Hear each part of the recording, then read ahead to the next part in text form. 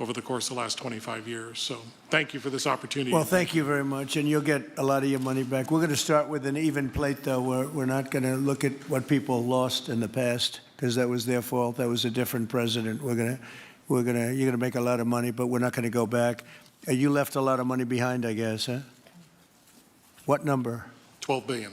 How much? 12 billion? Well, it's a good write-off. It's already been written off. It's been written. All right, thank you. You'll make it back one way or the other. You're all going to do very well. I think really very well. Marco just gave me a note. Go back to Chevron. They want to discuss something. Go ahead. I'm going back to Chevron, Marco. Thank you, Marco. Was there a question, Mr. President? Yes, go ahead, Marco. What are you saying here? Mark, if you can update us on operations in the ground and with the appropriate approvals, what you might be able to achieve in the next 12 to 18 months, give us a little view from the ground. You bet, you bet. So today, Chevron has 3,000 employees in 4 different joint ventures in Venezuela today. And over the past 5 to 7 years, they've taken production from about 40,000 barrels a day to 240,000 barrels a day, essentially getting those facilities and that equipment up to standards that would be something that people in the room would be more accustomed to. Given the work we've done with Secretary Wright and Secretary Burgum and even Secretary Bessent, I think we have a path forward here very shortly to be able to increase our liftings from those joint ventures 100%, essentially effective immediately. We are also able to increase our production within our own disciplined investment schemes by about 50% just in the next 18 to 24 months. And that's just leveraging what's on the ground. So to Secretary Rubio's comments about phase 1, this is taking the momentum of improvements we've already made there locally and building on those and creating more momentum for the people of Venezuela. Do you think you have an advantage being there? You've been there by the skin of your teeth. It's been tough for you to be there. But do you think you have an advantage over the other people in this room by the fact that you are there? Yeah, I think there are, Mr. President, I think there would be days where it didn't feel like an advantage, and there are days where it does feel like an advantage. But having people on the ground today that care desperately about the people of Venezuela and know how to operate the assets that are there is a definite advantage today. Would you say the best locations are available, or would you say the best locations are already sort of worked, even though they're in very bad shape? The best locations for finding oil, the best locations for oil.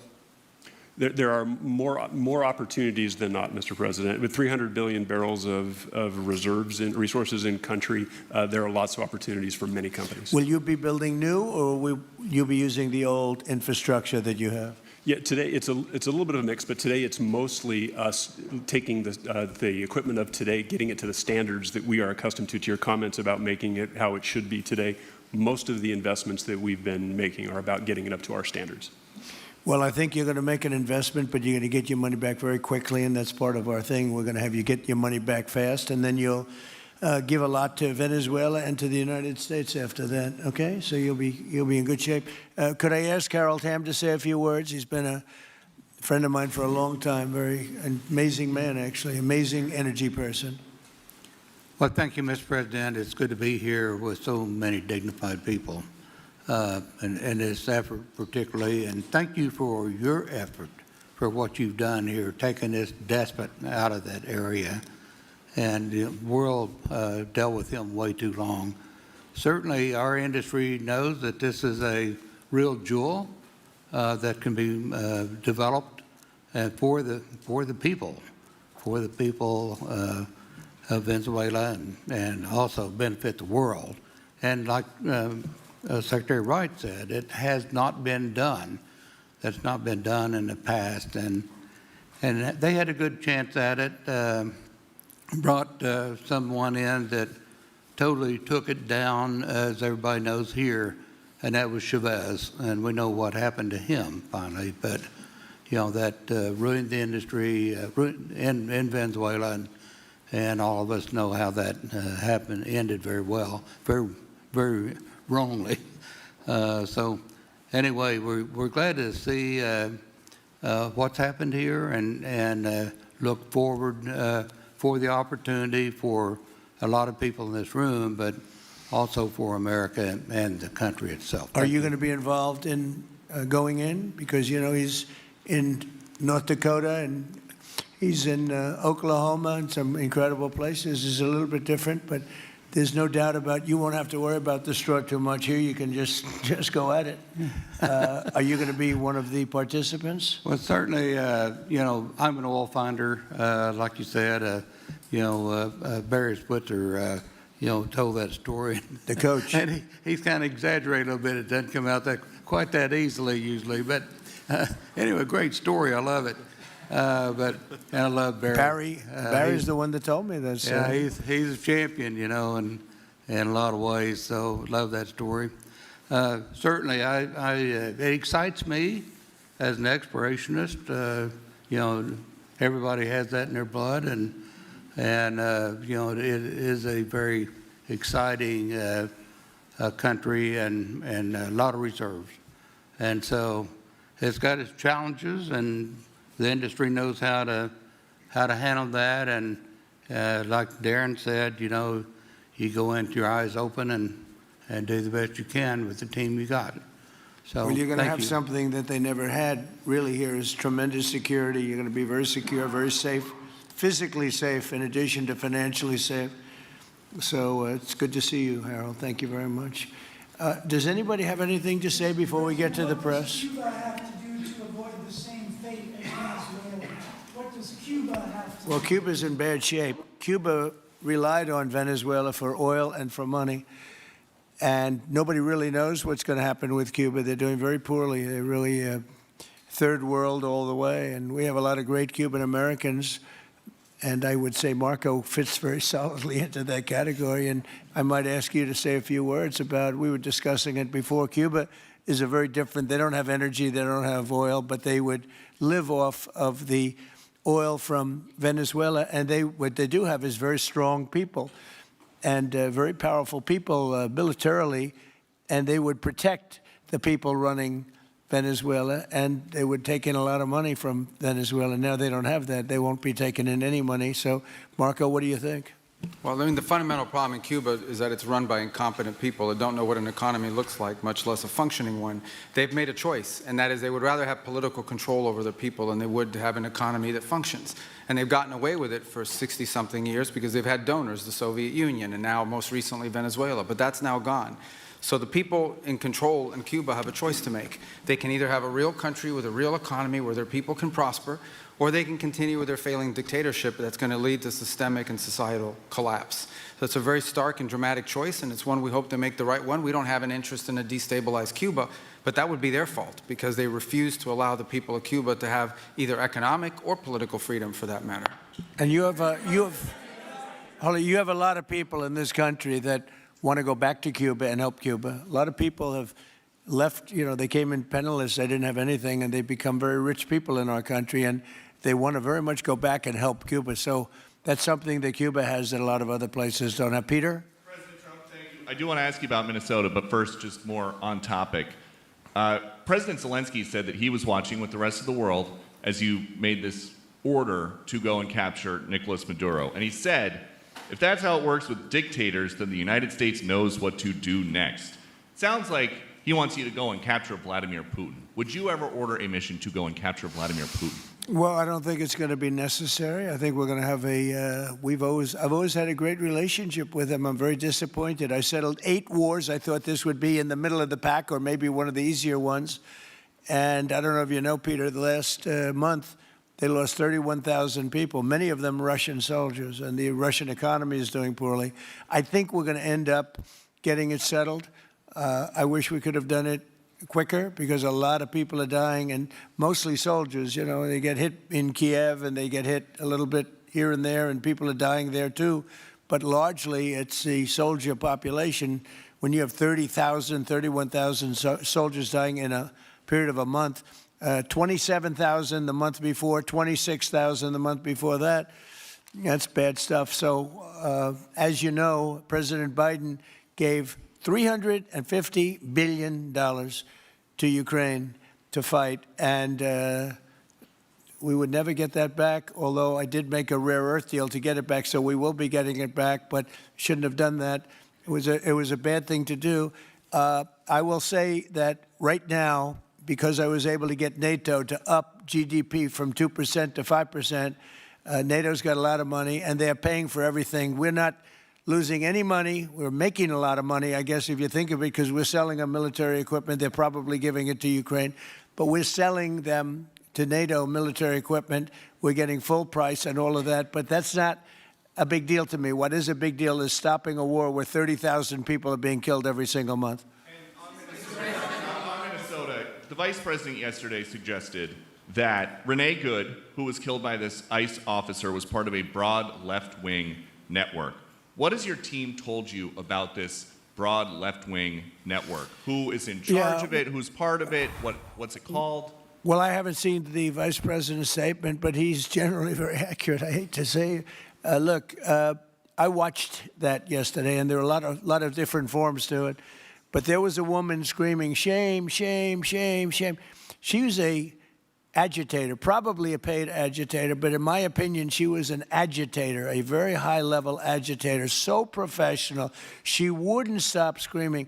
I said, this isn't a normal situation. This is a professional troublemaker, because you heard it and I had it. Now, I will say this. The news sort of turned her down, turned her off, because you're trying to watch. She was so loud and so crazy and just not normal. When somebody sees something like that, they don't go screaming and the same words. So I guess you could say professional, but I didn't think she did a very good job.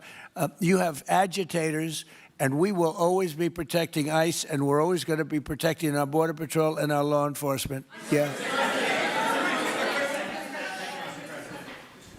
In your conversations with these oil executives today, did you provide any security guarantees so that they can do their work safely in Venezuela? Yeah. And separately, Mr. President, they will have those guarantees, yes.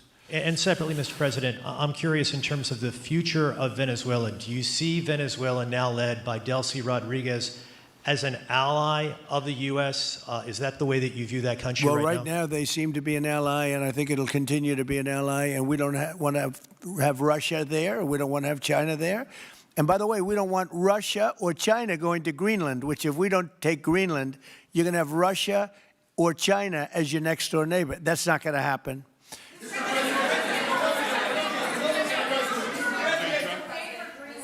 The white... Mr. President, thank you. You just said that these companies would have security guarantees if they go in on the ground in Venezuela. They will have. And what is your plan there actually for these companies and those Americans who are going to be on the ground working for these companies? Well, there are going to be Americans. I assume they're going to be using a lot of Americans, but they're going to be using a lot of people from Venezuela and other places, I would imagine. But I would think that mostly they'll be using Venezuelan workers. They have a lot of great workers. They have a very high unemployment rate, and they have workers that are very familiar with taking oil out of the ground. Yeah. How long do you think the Ayatollah will be in power after what we've seen play out on the ground there? When is the U.S. going to get involved now that reports of protesters being killed on the ground? So Iran's in big trouble. It looks to me that the people are taking over certain cities that nobody thought were really possible just a few weeks ago. We're watching the situation very carefully. I've made the statement very strongly that if they start killing people like they have in the past, we will get involved. We'll be hitting them very hard where it hurts. And that doesn't mean boots on the ground, but it means hitting them very, very hard where it hurts. So we don't want that to happen. There have been cases like this where President Obama totally backed down. But this is something pretty incredible that's happening in Iran. It's an amazing thing to watch. They've done a bad job. They've treated their people very badly, and now they're being paid back. So let's see what happens. We're watching it. We're watching it very closely. Go ahead, please. Thank you so much, Mr. President. Yes, go ahead. Thank you so much, Mr. President. Do you have any comments in reaction to the recent attacks by the Syrian government alignment groups against US-backed Kurdish forces in Aleppo, Syria, which killed dozens of civilians and displacing many families? Does your administration bring peace between the Kurds and the Syrian government? I want to see peace, yes, I do. The Kurds and the Syrian government, we get along with both, as you know very well. They have been natural enemies over the years, but we get along both, and we want to see Syria succeed. And so far, I think they are succeeding, but this is just breaking out, and we want to see that stopped. Go ahead, please. Colombia, Gustavo Petro, in a few weeks. Do you hope this meeting with Gustavo Petro marks a new chapter, a new beginning in the benefit of the Yes, you U.S. said and Colombia what country? relations? What country? Colombia, with the president of Colombia, Gustavo Yes, Petro, your I had meeting. a very good talk with him yesterday, and he's been very hostile to us and to the nation and to me, called me a dictator and lots of other things, called Biden some terrible names, far worse than he called me. But he called yesterday through people, and he wants to meet, and that's fine with me. I've made up with people also, so we're going to have a meeting with him. We had a very good conversation. The people of Colombia are incredible people. Marco would know that better than anybody because he's married to a woman from Colombia. And I don't mean Columbia University. That would be, I'm not sure. I think I like Colombia, the country, better, if you want to know the truth. The people, hold it. The people are great people. I look forward to meeting with them. We're going to meet in the very near future. Would you meet the president of Venezuela here in the White House? Would you greet her to discuss the fate of the oil? Yeah, well, I'm going to meet a lot of people, and we're going to meet, we meet a lot of people. When you end 8 wars, you get to know a lot of people, and I think it's very important. As an example, we have over $18 trillion. Think of that, $18 trillion coming into our country. A lot of that's coming in from foreign countries like Saudi Arabia and Qatar and UAE and others. And I get to meet a lot of people, but I will be meeting with various representatives of Venezuela, probably pretty soon. We haven't set that up. But the relationship that we have with the people that are currently running Venezuela is very good. We also have a young lady that received the Nobel Peace Prize. She's going to come in and pay her regards to our country, really, to me, but, I'm a representative of the country, nothing else. And she's coming in sometime next week, I think Tuesday or Wednesday, and we'll see how that is. But no, we're dealing with the people from Venezuela. We're dealing with them very well. I think they've been very smart in the way they've dealt with us, frankly, because that whole place could have been obliterated with one more strike, and we didn't want to do that.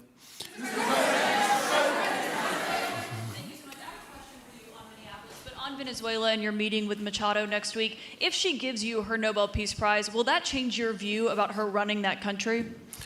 Well, I have to speak to her. I'm going to have to speak to her. She might be involved in some aspect of it. I will have to speak to her. I think it's very nice that she wants to come in, and that's what I understand the reason is, because Norway is very embarrassed by what took place. They're getting decimated. Look, whether people like Trump or don't like Trump, I settled 8 wars, big ones, some going on for 36 years, 32 years, 31 years, 28 years, 25 years, some just getting ready to start, like India and Pakistan, where already 8 jets were shot out of the air, and I got it done in rapid order without nuclear weapons.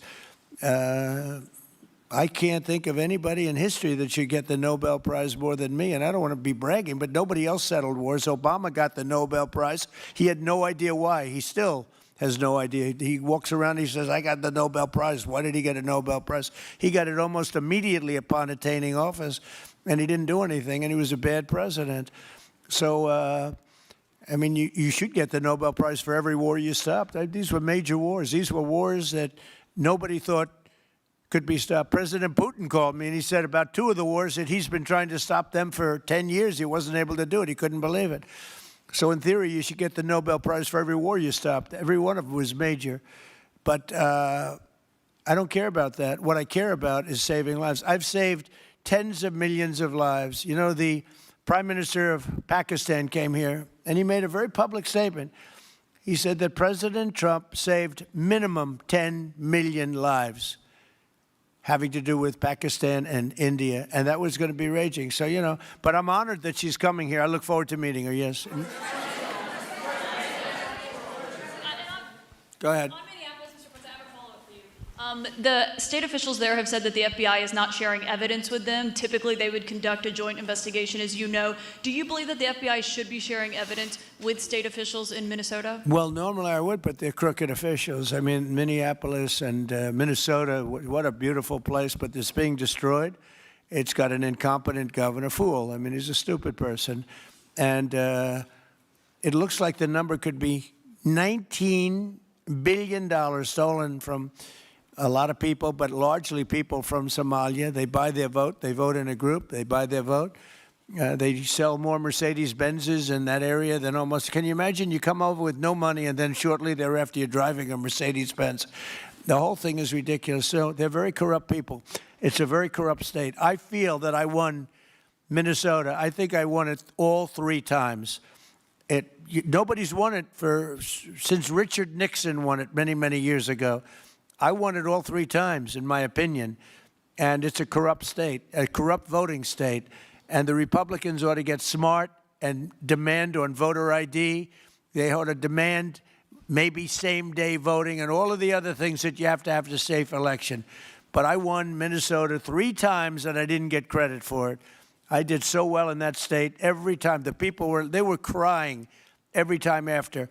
That's a crooked state. California is a crooked state. Many crooked states. We have a very, very dishonest voting system. The last time I won, 24, the one that just took place, I won because it was too big to rig. You couldn't rig it. It was too big. But I won the state of Minnesota. It's a corrupt voting system with an incompetent governor, a very incompetent governor. And by the way, he's a very corrupt governor, too. Go ahead. I have a question on Iran, but first, very quickly on Venezuela. How do you provide total security guarantees to these companies without putting U.S. boots on the ground? Well, we're going to work with the Venezuelan leaders and people, and we're going to have a very safe group, and they're going to also bring over some security with them. You know, these are not babies. These are people that drill oil in some pretty rough places. I could say a couple of those places make Venezuela look like a picnic. These people around the table, these are tough people. They go into areas that you wouldn't want to go. They go into areas that if they invited me, I'd say, no thanks, I'll see you back in Palm Beach. No, this is a tough group of people. They know how to do it. But we are, in addition to that, we'll have very good security for them. We're going to make sure there's very, very good security. And I think the people of Venezuela are going to give you very good security. You know, the people... Now, I'm not talking even leadership. The people of Venezuela are going wild over this. They named a street after President Trump. What do? You attack a country and they name a street? That's never happened before, although I heard that's also taking place in Iran. They named a street. The protesters. I just hope, you know, just God bless them. I just hope the protesters in Iran are going to be safe, because it's a very dangerous place right now. And again, I tell the Iranian leaders, you better not start shooting, because we'll start shooting too. With your glasses, sir, go ahead, please. Hold it. Next to you. Yes, glasses. The gentleman with the glasses. All right, thank you, Mr. President. With those very big glasses, actually. Yeah, Ferrari, actually. Mr. President, I have 2 questions. What do you want the European Union to do in Ukraine? The European leaders seem pretty divided on Ukraine. And then, if you can reiterate this straight message that you have to the Iranian leader, to Khomeini, the message that you have. You're talking about Iran? Iran, yeah. What the do first I want one is on Iran Europe. to do? I'm sorry? Where are you from? Italy. Oh, nice place. Yeah. Okay. Thank you. The first question So is what on are you Europe. asking about Iran for? Well, if you can answer about Europe and what you think the Europeans should do on Ukraine, and then a message. Well, look, Europe has been doing so much for Ukraine, but it hasn't been enough. And obviously that I would say that President Putin is not afraid of Europe. He's afraid of the United States of America, as led by me. There's no fear of Europe. You know, Europe's fallen behind, and Europe, and JD said it very strongly. I don't know, he took a lot of heat, but I didn't give him any heat. Europe is a different place. Europe is changing. Europe has got to get its act together. I love Europe. I guess I came from Europe, essentially. My roots are in Europe, but Europe is a different place. They have to get their act together. Now they have a great NATO leader, and they've gone up to 5% from 2% GDP. That's a big step. But they have to be very careful with their immigration policy, and they have to be very, because, you know, I will just say, to be nice, that there are certain places in Europe that are very important that are no longer recognizable. I'm being very nice. I'm being very diplomatic when I say that. They are not recognizable. And they have to be careful on energy because they're putting windmills all over the place and losing a fortune.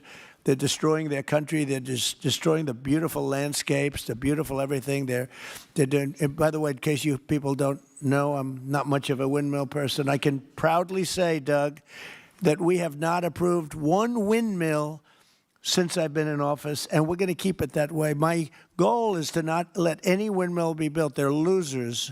They lose money. They destroy your landscape. They kill your birds. They're all made in China. And all you have to do is, you know, just about all of the windmills are made in China, the structures. All you have to do is say to China, how many windmill areas do you have in China? So far, they're not able to find any. They use coal and they use oil and gas and some nuclear, not much, but they don't have windmills. They make them and sell them to suckers like Europe and suckers like the United States before. They are the worst form of energy, the most expensive form of energy, and in 8 years they're rotted out anyway. Go take a look at Palm Springs, California, and take a look at what that looks like. It looks like a junkyard of steel. So we don't approve, and I've told my people, we will not approve windmills. Maybe we get forced to do something because some stupid person in the Biden administration agreed to do something years ago. We will not approve any windmills in this country. On Venezuela, is it ultimately more important to you to establish stability there or democracy there? Well, you're talking about maybe the same thing. I mean, you're talking about stability or democracy. I don't know. To me, it's almost the same thing. We want stability, but we do want democracy. Ultimately, it'll be democracy. Peter? I do have a policy question, President Trump, but I'm having a hard time seeing here. I see the American flag lapel pin. What is the other lapel pin on Somebody your jacket? gave me this. You know what that is? That's called a happy Trump. And considering the fact that I'm never happy, I'm never satisfied, I will never be satisfied until we make America great again, but we're getting pretty close, I'll tell you what. This is called a happy Trump. Somebody gave it to me, I put it on. Thank you. And the policy question. How much money are you thinking of giving people in Greenland to get them on board with a possible U.S. I'm not talking about money for Greenland yet. I might talk about that. But right now, we are going to do something on Greenland, whether they like it or not, because if we don't do it, Russia or China will take over Greenland, and we're not going to have Russia or China as a neighbor. Okay?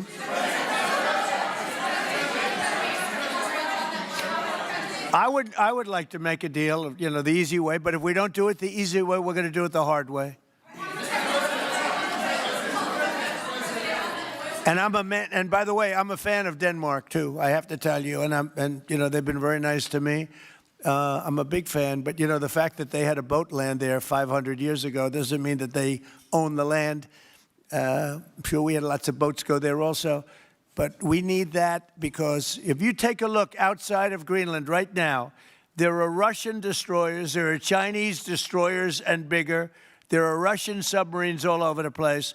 We're not going to have Russia or China occupy Greenland, and that's what they're going to do if we don't. So we're going to be doing something with Greenland, either the nice way or the more difficult way. Please, go ahead, ma'am. Mr. President, why is it so important to you to own it when you have a military presence there, which you could expand to affect the security? Because when we own it, we defend it. You don't defend leases the same way. You have to own it. And, you know, with a nation, look at what happened with Obama, with that horrible deal they made with Iran. It was a short-term deal. It was like a 9-year deal. Countries can't make 9-year deals or even 100-year deals. Countries have to have ownership. And you defend ownership, you don't defend leases. And we'll have to defend Greenland. If we don't do it, China or Russia will. It's not going to happen. We are not going to have, and I like China, I like Russia, I love the people of China, I love the people of Russia. I get along very well with President Putin, but I'm very disappointed in him. I get along very well with President Xi. I'm going to go over to China in April, but I don't want them as a neighbor in Greenland. Not going to happen. And by the way, and NATO's got to understand that. I'm all for NATO. I saved NATO. If it weren't for me, you wouldn't have a NATO right now. But we're not going to allow Russia or China to occupy Greenland, and that's what's going to happen if we don't. Go ahead.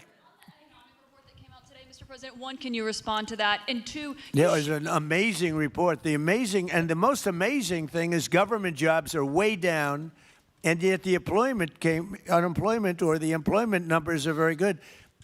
We've gotten rid of tremendous numbers of federal government jobs. Nobody's ever seen anything like it.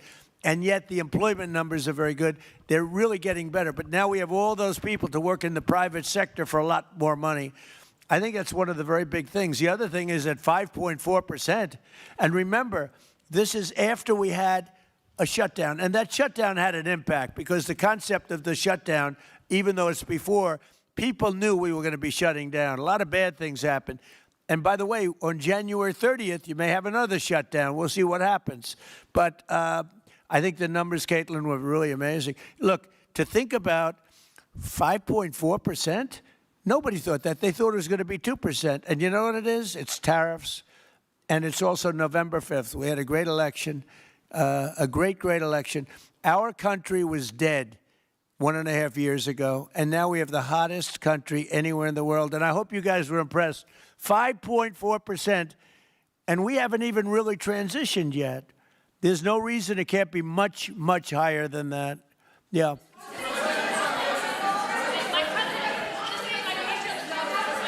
First off, can you respond to the manufacturing Let's numbers? give CNN a chance. You know, they've been fighting so hard to get back into the mainstream. Mr. President, you posted some numbers actually on Truth Social last night. People saying you posted the job data early when you're not supposed to obviously share it till the next morning. Did you do that on purpose? No, I don't know. If they posted them, I said post them whenever you get a chance. I don't know. They gave me some numbers. When people give me things, I post them. But the numbers are amazing. Yeah, please. How does the administration plan to distribute the money from the Venezuela oil sales? Is it, obviously you say it's going to go into these controlled accounts. Yeah. Would it go back to Venezuela in a Yeah. direct payment? Is it going through these goods? How do you plan to do that? Well, And we then I have want a to make second sure question. that Venezuela can survive. You know, Venezuela needs money, and we're going to make sure that they get money. And we're going to get money, and the oil companies are going to make something for the work they do, and they're going to get back their money. We're devising a formula, but it won't be so much of a formula. It's going to be what they need. We're going to take care of what they need. There'll be plenty left over. We're going to have a lot of money left over. And the money left over is going to the United States of America, and the oil companies are going to be very happy. Yep. Thank you, Mr. My second question is, would the administration offer a backstop to these oil companies for like financial guarantees, some sort of backstop, if the country did destabilize again? That's a very interesting question. Using the word backstop, I haven't heard that word in a long time. That was at the Wharton School of Finance I last heard. That's a good term. We ought to use it more often. I hope I don't have to give a backstop. Look, these are very smart people, the smartest people. They're not only in oil and business. These are the biggest companies in the world sitting around this table. They know the risks. I mean, there are risks. We're going to help them out. We're going to make it real easy. They're going to be there for a long time. We're going to be there together for a long, long time. And they're going to be taking the oil, and they're going to be bringing oil prices down. They're going to make a lot of money. They're going to get their money back. They're going to be safe. The people of Venezuela are going to be big beneficiaries, and the United States of America is going to be a big beneficiary for what we've done. And you know, one other thing I might say, it's also very big for national security because, again, just like Greenland, we can't have China or Russia occupy Greenland. We can't have China or Russia occupy Venezuela. And if we didn't do what we did, China or Russia would have been in Venezuela. I think I can, where's Mr. Chevron? So let me ask you, they would have been there if we didn't do this. Do you agree with that? They certainly have a lot of economic interests in country. There's absolutely no argument about that. They were trying to be there. I mean, you know, we had a Russia, I guess sort of I call it a semi-Russian ship yesterday that we took over, and Russia decided not to defend that ship against us. It's a big movement. The ship was loaded up with oil, and we took the oil, and it came out of that port. But Russia would be there or China would be there. And we want them to be there for a different reason. We want them, do you people agree? In particular, China, they need a lot of oil. Russia doesn't need so much, but Russia was there anyway. But I assume you agree that China would like to be doing a lot of business there by buying oil. And I want to just tell President Xi and President Putin, but more so in this case, President Xi, because they do need a lot of oil. And we are open for business in the United States, and we are open for business in Venezuela, right?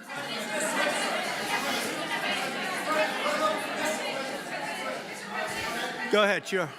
Mr. President, You know, what is your I could take questions from these people all day long. You know, they're sitting here, and generally, they're very rich, very powerful, but nobody gives a damn about them. It's a sad thing. You have all that money, all that power, and look at all these crazy questions. We could do this all day long, and they wouldn't be satisfied. I have a question on today's meeting, Mr. President. We'll take a few more, though. I have a question on today's meeting, Mr. President. Do you have? Let me ask you more importantly. Do you have any questions from the biggest? Yes, sure. Hold it. Do you have any questions for the biggest people on earth, the biggest business people, the biggest companies anywhere on earth? Do you have any questions for these people? No. Do you have a question for them? Go ahead. Go ahead. Ask them a question. To rebuilding the oil infrastructure in Venezuela. And for the executives in the room, what do you need from the administration in order to invest? That's a good question. Do you want to go and answer that question? Yeah, Exxon, small company. I'll refer you back to the statements I made before. There are a number of legal and commercial frameworks that would have to be established to even understand what kind of returns that we'd get on the investments. So I think all the investments and the opportunity sets, I think everyone sitting around this table would have the opportunity and the know-how and the capability to make the investments. The questions will ultimately be how durable are the protections from a financial standpoint, what do the returns look like, what are the commercial arrangements, the legal frameworks, all those things have to be put in place in order to make a decision to understand what your return would be over the next several decades that these $1 billion investments would be made on. You know, could I do this? Because we have, again, the biggest people on the planet Earth around this table, biggest companies in the world. I'd like to just ask them to introduce themselves. We'll start from this end and go around to here. And if you have anything to quickly say, we can do that. But you want to just start right over here? These two guys, we'll leave them out because they're with us. Please. Thank you, President Trump. John Addison at VTOL. We're here to ensure that you are going to be able to move all of this oil all around the world at the best price possible so that the influence that you have over the Venezuelans will ensure that you get what you want. Thank you. Thank you. Good point. Thank you, Mr. President. Brian Sheffield of Formentera. My grandfather, Hugh Sheffield, was president of ARCO, Venezuela. Right. Thank you for what you did. Do you like what we're doing? There's a lot of shale there, a lot of upside. He would be very happy looking down. He'd be very proud of you right now, right? Yes, sir. Good. Thank you. Mr. President, Luis Rodriguez. I'm probably the only Venezuelan American sitting on around this table. I want to personally thank you for the courage of your actions over the last couple of weeks. I think I speak, and I speak of Venezuela in general in saying there's optimism. You've brought optimism to the table, and if the conditions are met, the opportunity is absolutely immense. I agree with that. That's true. Thank you. Well said, too. It's immense. This is a tremendous opportunity. Thank you. Richard Holton from Trafigura. We're working with your administration, Mr. President, to bring that Venezuelan oil to the United States. Our first vessel should load in the next week. Great. Good job. Thank you. I think the reason that most of us are here and thinking about the future is because we trust you initially to set this program up that will work and guarantee that this can be done. And there's a huge investment that needs to be done. We've all agreed on that. And certainly we need time to see that through. So thank you for what you've done. Thank you very much. Thank you. Mr. President, I'm Lane Riggs, CEO of Valero Energy, and we're one of those companies that refineries in the U.S. are uniquely configured to run Venezuelan oil, and we're more than happy as this opportunity expands for us to further invest in our refineries to produce more of it. And you're very much set up for the heavy oil, right? Yes, sir. That's great. That's great. We're ready for it. Thank you, Mr. President. Thank you for having us here. Thank you. And thank you for opening the door to a better Venezuela. We are a Spanish company, but we are fully committed to invest here in the States. We have invested over the last 15 years $21 billion in the American oil and gas industry, in Pennsylvania, in the Gulf of America, in Texas, and in Alaska with the discovery of Pica that is going to have the first oil this quarter and is going to change, is going to reverse the declining history of that great state of Alaska. We are in Venezuela, Mr. President, with our partners of Eni. We produce the gas that guarantees the stability of a half of the grid power in Venezuela. So we are committed with this stability, and on top of that, we are on the ground, we have people, we have facilities, we have technical capabilities, and I take your point, Mr. President. We are ready to invest more in Venezuela.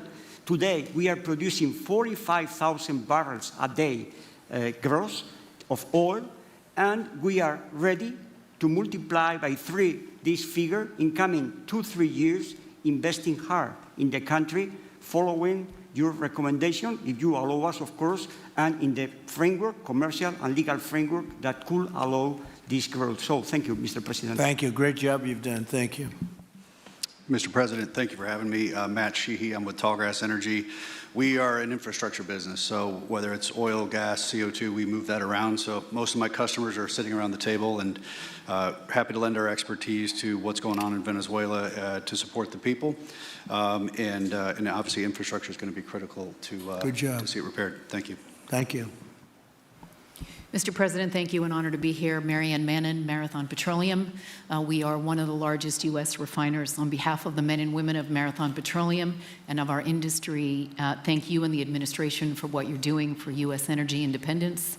We have the ability and the capability of our assets to process Venezuelan crude, and the people of Marathon Petroleum stand ready to do so. Do we need more refineries in our country? In the U.S., probably Yes. not. We have sufficient capacity. That's amazing. A lot of it was approved during my first term. We were getting you approvals that nobody could have gotten in Louisiana and other places, and they got built. Before that, it was a disaster. We didn't have the refineries. Now we do because of the first term. Please. Darren Woods, ExxonMobil. Okay, we'll go over here. Thank you, Mr. President. Jeff Hildebrand, founder and chairman of Hillcorp Energy, one of the largest private energy companies in America. Who's bigger, you or Harold? We're close. Huh? We're close. Harold. Absolutely, Mr. Ham. But thank you for your great, tremendous leadership in protecting the interests in the Western Hemisphere. The message that you have sent to China and our enemies to stay out of our backyard is absolutely fantastic. So thank you. Thank you very much. And finally, Hillcorp is fully committed and ready to go to rebuilding the infrastructure in Venezuela. You'll go there? You'll be going? Yes. Good. That's good. You'll be very happy. Thank you very much. Thank you, Mr. President. Jeff Miller, CEO Halliburton Company. We are the largest American oilfield services company. We're the second largest in the world. Been in business over 100 years. Started operations in Venezuela in 1938. Long time in Venezuela. I personally lived there for 4 years and raised my kids there. So quite familiar with Venezuela, and just couldn't express gratitude more so for the opportunity to return to Venezuela under the stability that I know that this team and your team are able to deliver. And so When did you leave? Huh? When did you leave Venezuela? As a company, we left under the sanctions in 2019. So we had intended to stay, and then when the sanctions went into place, we were required to leave. But very much interested in returning. Have 600 Venezuelans with Halliburton today, all around the world. Look forward to putting them back to work. Great job. Great Thank job. you. You'll be back. Please. Mr. President, I'm Alex Cranberg. My company, Aspect Energy, is one of the leading American international wildcatters. We've found significant fields in Central Are and you a South. wildcatter? I'm a wildcatter. That's pretty cool, I'll tell you. I would have been a wildcatter, too, if I was in and you've been successfully wildcatting. We've found significant fields in Central and South America, in the Middle East, and in Europe. We're a leading That's oil great. producer in Hungary. But probably the most pertinent example is what a wildcatter does is take on risk and try to reduce it, and then other people come in and put more capital in later, so we're kind of kickstarters in the oil industry. We went into Kurdistan very early on, back when people told us it wasn't safe and we shouldn't do it. We found a big field there, and it ultimately has got to be developed along with one of my colleagues here to be one of the big leading fields in Kurdistan. We think that Venezuela has a tremendous amount of opportunity. If you look at the reinvestment required, the investment required, people are talking about hundreds of billions of dollars. But if you put that in perspective, that's 1 million barrels a day for 15 years. It's $220 billion net cash flow. So what we really need to do is to be able to kickstart production and then reinvest and have the confidence to reinvest. And what you're doing by putting the United States in control of the cash flow coming out of the country, it gives companies like ours the confidence to say we can kickstart this production and then reinvest and reinvest.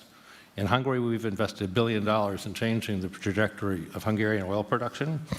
And we were only able to do that not because we could write $1 billion check, we're a smaller company, but because we reinvest all the cash flow back into new production. Good. Mark Good Nelson, job. Mark Nelson with Chevron again.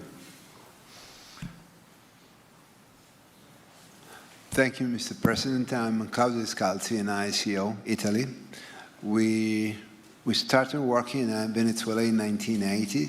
We have a lot of oil, but now just the gas is flowing because it's not under sanction. And as my colleague from Repsol said, we cover more than about 50% of the electricity in the country, so that is essential to. And we're doing really well. We had a situation 3 days ago with Venezuela, and we're getting along extremely well with the people of Venezuela, both the people and the people that are running Venezuela. I just want to thank our military. What they've done is incredible. That was considered unprecedented, to go into a military fort with thousands of soldiers and others, and to come in with 152 planes going every which way, and very rapid speeds and helicopters, and to come out with no deaths and the loss of no equipment. It was pretty amazing. Nobody's seen anything like it. I was called by the leaders of numerous countries. I won't go into which ones, but the biggest and the strongest, and they said that was very impressive. They're all impressed. But today I'm delighted to welcome almost 24 of the biggest and most respected oil and gas executives in the world to the White House. It's an honor to be with them. We have many others that were not able to get in. I said if we had a ballroom, we'd have over 1,000 people. Everybody wanted. I never knew your industry was that big. I never knew you had that many people in your industry.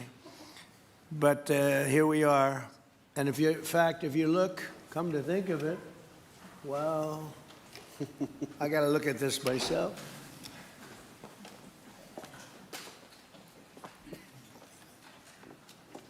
Wow. What a view. This is the door to the ballroom. Well, what did you have? Unusual time to look, but I figure we might as well do it. If the fake news would like to go back and take a look, you can, but you'll see a very big foundation that's moving. We're ahead of schedule in the ballroom and under budget. It's going to be, I don't think there'll be anything like it in the world, actually. I think it'll be the best. We went from, this is, as you know, our biggest room, which would seat 100 for dinner, maybe, if you're lucky, if you're nice and tight. And the ballroom will seat many. And it'll also take care of the inauguration with bulletproof glass, drone-proof ceilings, and everything else, unfortunately, that today you need. So we're going to discuss how these great American companies can help rapidly rebuild Venezuela's dilapidated oil industry and bring millions of barrels of oil production to benefit the United States, the people of Venezuela, and the entire world. And yesterday, the number is 30 million barrels. I can't even, is that a correct number? 30 million barrels. You hear that, Peter? of oil was given to us by Venezuela. That's a lot of oil. It's about $4 billion worth, and it's on its way to the United States right now. And we want to thank Venezuela for that. And we're working very well with them, obviously, or they wouldn't have been so generous. But they respect us again. They didn't respect us at all before. So that's money that goes to the United States. Some will go to Venezuela, and some will go to the oil companies, but not that, because that's already been extracted. So you're not getting any of that, but when you start extracting, you'll get. But it's tremendous reserves, among the biggest in the world. Some people say it is the biggest in the world. And we're going to be working with Venezuela. We're going to be making the decision as to which oil companies are going to go in, that we're going to allow to go in. Going to cut a deal with the companies. We'll probably do that today or very shortly thereafter with Chris and Doug. And we're dealing with the country, so we're empowered to make that deal. And you'll have total safety, total security. One of the reasons you couldn't go in is you had no guarantees, you had no security, but now you have total security. It's a whole different Venezuela, and Venezuela is going to be very successful. And the people of the United States are going to be big beneficiaries because we're going to be extracting, numbers of, in terms of oil, like, few people have ever seen, actually. So you're dealing with us directly. You're not dealing with Venezuela at all. We don't want you to deal with Venezuela. Let me thank Vice President J.D. Vance, who's doing a fantastic job. Secretary of State Marco Rubio, likewise, a fantastic job. I have good people. I like them better than my first group. But we had a great, despite that, we had a great first term. We had some great people there, too, by the way. But we had a great first term. We had the greatest economy in the history of our country in the first term, but this is blowing it away. And you haven't seen anything yet. Everyone's been shocked by the numbers, 5.4% GDP. And that's despite the fact that we were badly hurt by the Democrat shutdown, of which they'd like to see if they could shut it down again. Secretary of the Interior, Doug Burgum, who's fantastic. Secretary of Energy, Chris Wright, recommended by Doug as being the greatest oil man anywhere in the world, because I wanted Doug for that job. Energy, and Doug said, no, sir, there's a man named Chris Wright. I said, who the hell is Chris Wright? He said he's the most talented oil man anywhere in the world. I doubt you can get him, because typically oil men make a lot of money, and women. They make a lot of money, but Chris came. You took one of the greatest salary cuts probably in history, Chris, right? But he's a fantastic person, loves our country, and many other important members of this team. And I want to thank them for their efforts. As you know, last week, the United States Armed Forces performed one of the most spectacular military operations in American history, apprehending the outlaw dictator Nicolas Maduro for his crimes against the United States, crimes for which he has now been indicted and is in federal court awaiting trial. And he killed many people, millions of people, actually, and allowed jails, prisons, mental institutions, insane asylums, drug dealers, drug addicts to pour into our country totally unchecked because of Sleepy Joe Biden's policy of open borders, the stupidest thing I've ever seen. We're getting them all out. The departure of Maduro makes it possible an incredible future for both nations, Venezuela and the United States, in which we will more closely integrate the economies of two major energy powers in the Western Hemisphere. Energy coming out of Venezuela was very small. One of the things the United States gets out of this will be even lower energy prices. We have people now getting gasoline for $1.99, $1.96, $1.95, $1.92 yesterday, somebody. And it used to be $3.50, $4, $5 a gallon. Think of that, $1.99. Decades ago, the United States built Venezuela's oil industry at tremendous expense with American skill, technology, know-how, and dollars. But those assets were stolen from us, and we had presidents who did nothing about it. This president is much different than your other presidents. They did nothing about it. They stole it. Some of the people in this room were a little bit younger when that happened, but not that much younger. It wasn't that long ago. But they stole our assets like we were babies, and the United States did absolutely nothing about it. So now we're doing everything about it. Now we're doing 500% about it, but it's a long time after the act took place. So they stole from us, and it was taken by socialists and communists at the time, and Venezuela was going bad, really bad. And as much oil as they have, they're producing almost nothing, which is just a system. So we're really, if you look at it, we're taking back what was taken from us. They took our oil industry. We built that entire oil industry. Started a long time ago, but they took it, and they were very ungracious to this country, but now they're being very nice. American companies will have the opportunity to rebuild Venezuela's rotting energy infrastructure and eventually increase oil production to levels never, ever seen before. When you add Venezuela and the United States together, we have 55% of the oil in the world. The United States is number one. We have them drilling. Drill, baby, drill was my campaign. And Doug and Chris, I think we're setting records on drilling right now and taking oil without Venezuela. That's how we're getting the oil prices down. The plan is for them to spend, meaning our giant oil companies will be spending at least $100 billion of their money, not the government's money. They don't need government money. But they need government protection and need government security that when they spend all this money, it's going to be there so they get their money back and make a very nice return. The plan is for them to spend at least $100 billion to rebuild the capacity and the infrastructure necessary.